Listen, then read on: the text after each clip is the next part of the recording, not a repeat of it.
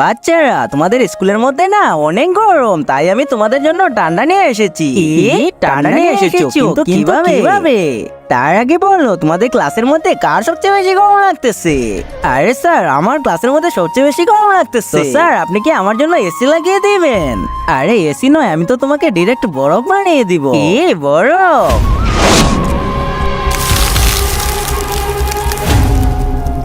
আরে তুমি তো ওকে বরফ বানিয়ে দিয়েছো, এটা কেমন ঠান্ডা নিয়ে এসেছো তুমি? আরে বরফ বানিয়ে দিয়েছে? আরে হ্যাঁ বাচ্চারা, আমি ফ্রিজ করে দিতে পারি। এখন বলো, তোমাদের মধ্যে আর কার বেশি গরম লাগতেছে? আরে আমার তো একদমই গরম লাগতেছে না, আমার অনেক ঠান্ডা লাগতেছে। তাহলে তুমি এত গামতেছো কেন?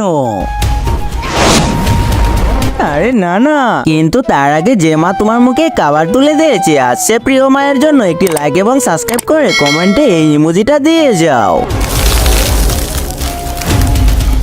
রাজু, এখন তোমার পালা। আরে আমি এখন কি করব?